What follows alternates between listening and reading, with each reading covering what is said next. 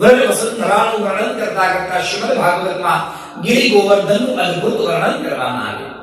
ગિરિરાજ પર્વત એટલા ઊંચા છે, એટલા ઊંચા ગિરિરાજ પર્વતને આપણા ગિરિરાજ ધારી એક આંગળી પર ધારણ કર્યા. 7 દિવસ સુધી ભગવાને પર્વતને પોતાની આંગળી પર પકડી ઉભા રહ્યા. એક આંગળીથી ભગવાને ગિરિ ગોવર્ધન પકડ્યા અને એક હાથ પોતાની કમર પર મૂકી દીધો. અને અડધો કલાક થયો અને આપણે બધા આ ચંચળ મનના માણસો આપણે બધા ગોપ વાળો પણ બહુ ચંચળ. બોલો જય શ્રી કૃષ્ણ. ભગવાન આમ પકડી ઉભા રહ્યા.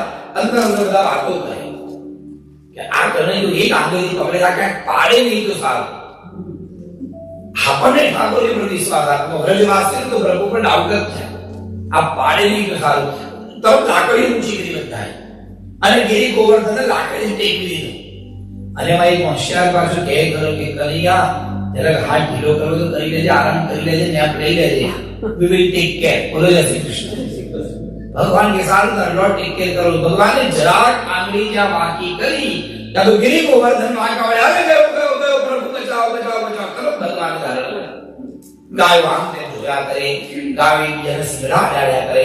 એટલે ભગવાનને લાગ્યું કે આ સૌનું મન મારે શાંત કરવું પડશે. સૌના મનને સાંત્વના આપવા માટે પ્રત્યેક જીવાત્મા, ગાય, પશુ, પક્ષી, વ્રજવાસી સૌના મનને શાંત કરવા માટે ભગવાને વેણુનાદ કર્યું. એક આંગળીથી ગોવર્ધન પકડ્યા છે, બીજો હાથ ભગવાને પોતાની કમરમાં મૂકી દીધો અને બીજા 2 હાથ પ્રગટ કર્યા અને એનાથી વાત કરી લીધી અને સુંદર ભગવાન એવી વાંસળી બગાડી. બધા મોહિત થઈ. એક શબ્દ પણ ન સંભળાય, એક સૂર માત્ર પણ ન સમજાય એવી શાંતિ થઈ. બધા જાણે માનવ મૂર્તિ બંધ બની ગયા. એકદમ શાંત વાતાવરણ. પણ પાછી એક તકલીફ આવી. બોલો જય શ્રી કૃષ્ણ. પર્વત ઉપરનું પાણી એટલું બધું વધ્યું, એટલો બધો વરસાદ પાણી પડ્યા. ઇન્દ્ર ભગવાને પાણી વરસતું જાય અને પર્વત પરનું બધું પાણી નીચે આવે અને જ્યાં બધા ઉભા હતા ત્યાં પાણીના ધોધ વહેવા લાગ્યા. ભગવાન જોયું આજુબાજુમાં બહુ પાણી છે એટલે કૃષ્ણ ભગવાને આંખ બંધ કરી અને અગસ્ત્ય મહામુનિને બોલાવ્યા.